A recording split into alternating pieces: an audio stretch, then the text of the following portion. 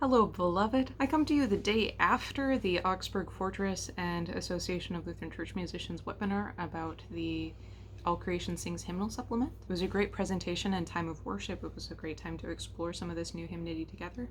I was really grateful to do it. It was a big crowd. That was exciting. That was fun. It was also fun kind of pointing out to myself some of the different familiar faces that I could see. I was really grateful for everybody's work and really grateful for how tight it kept the program. I did notice in the chat the point that most of the ways that these hymns were presented was for organ, piano, choir, that sort of thing. Very little guitar-centric hymnody. We did have one Jonathan Rundman piece, and of course he does a great job leading those, so that was fun. But I was reminded again of what a void there is for resources for churches that rely on band-led worship. Publishing is not a fast-moving vehicle. In something like a hymnal, it feels inequitable, because it is, right? It just is.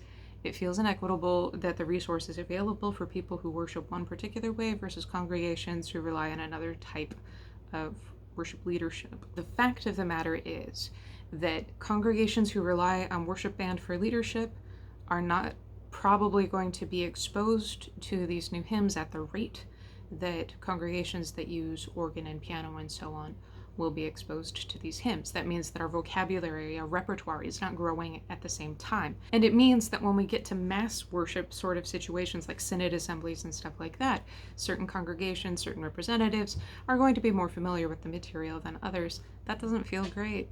There's no way to get around that. It's just real. So I thought that I would take a few of these hymns and demonstrate how I might arrange them for band. Now, with the caveat that I broke the E string on my guitar months ago and haven't replaced the strings yet. Also, I'm not a guitarist. But I'm gonna attempt, with the instruments that are available to me, to demonstrate a couple of these hymns to at least show a few ways that this resource might actually be helpful to churches that rely on band leadership in their worship. So I'm gonna start with number 1078. This is There Is a Longing in Our Hearts. I'm going to play this one on uke and piano. I'll get the piano and vocal track laid first and lay the uke on top of that. So we can kind of explore maybe one way to interpret this. Chords for this piece are written on the piano part. There's no capo for this particular one, but it's a good key for uke. If you've got a uke player, they'll be fine.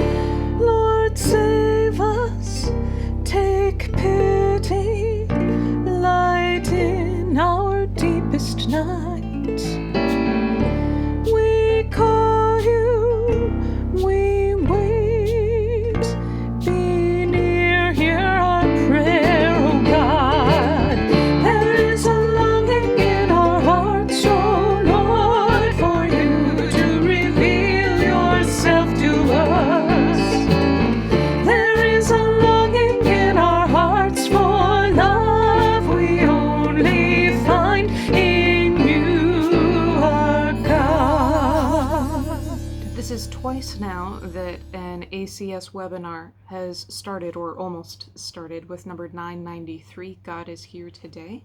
And both times it's been led on the piano. But I thought I'd take the opportunity to show that this can also be lovely when led by a strummed instrument.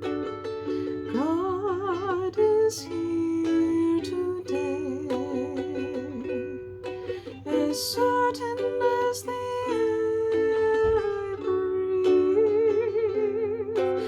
as certain as the morning sun that certain when I sing you'll hear my song. I think that song can go over several genres. Beautiful on organ, beautiful on piano, beautiful on guitar. One of my favorite discoveries was a John Bell piece that I was unfamiliar with. It's called Don't Be Afraid. Don't be afraid, my love is stronger, my love is stronger than your fear. Don't be afraid, my love is stronger, and I have promised to be always near. That one could be great with a folk style band, you know, if you've got somebody who can play a little bit of fiddle or maybe a little bit of Appalachian dulcimer, that would be really cool. It could also work with a drum backbeat and just have it be meditative. You could have somebody improvise over it if you've got a good vocal improviser. It could be really effective, and it's got chords in the chart, so it's all there in the accompaniment book. And I think it could be useful in a lot of situations, like as a, you know, meditative interlude, where it's appropriate. You know what I'm saying. One of the pieces that was highlighted yesterday in the workshop was, or in the webinar, was number 1029, In the Peace of God Find Rest. And it was presented beautifully, right? Like, it's gorgeous. In the peace of God find rest. In the power of God find strength. In the love of God find grace. In God's peace find rest. But here's the thing that I know about a lot of bands. They do love them. Hey Keith. What's it called when you play the same chords over and over in succession? In this case it would be a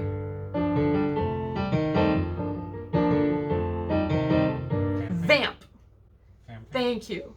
A lot of bands like a good vamp. Do I think this is how Thomas Pavlichko probably intended this to be interpreted? No. We gotta do what works for our context, right?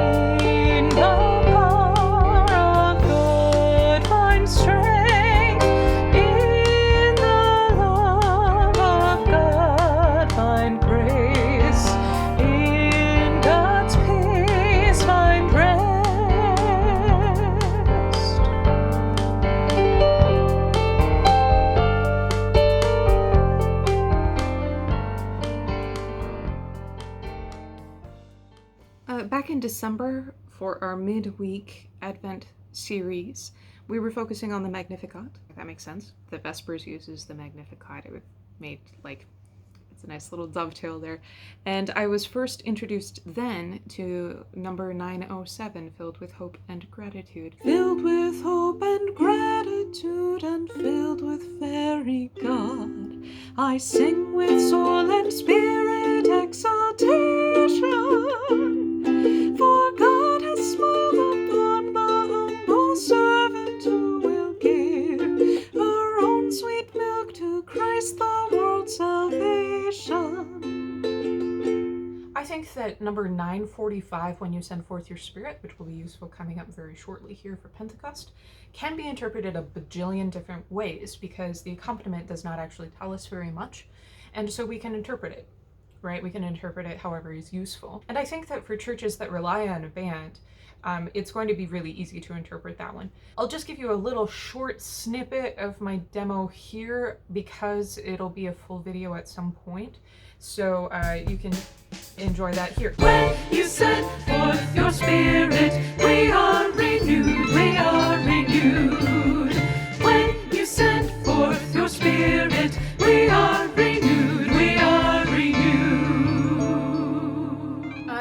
little late to the game, but you know, Lutherans often are. They do have beautiful things and 10,000 reasons in here. They've also got those couple Jonathan Rendman pieces, a couple pieces by Nathan Hogue. Those are built for guitar. They'll be useful to you. A lot of the Spanish language songs will also be useful to you because they're built to be played on guitar. I'll be doing a whole video about number 995. It's got capo chords, but when you first encounter it, it's going to sound like it's super Victorian because it really is. There's lots of really cool ways to interpret it if you've got a little bit of creativity. I'll do a whole video about 995.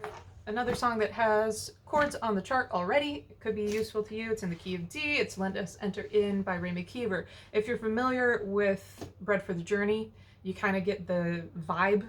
It's kind of a folk sort of band style. It has the potential to be like a very Keith Getty sort of sound, which excites me. My spouse is doing laundry, so we'll see if we can get done with this before they get back.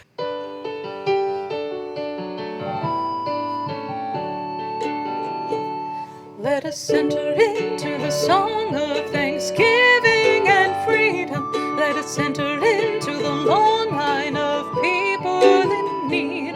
Let us enter into the strong mind that God is still living, healing, forgiving. Let us enter in.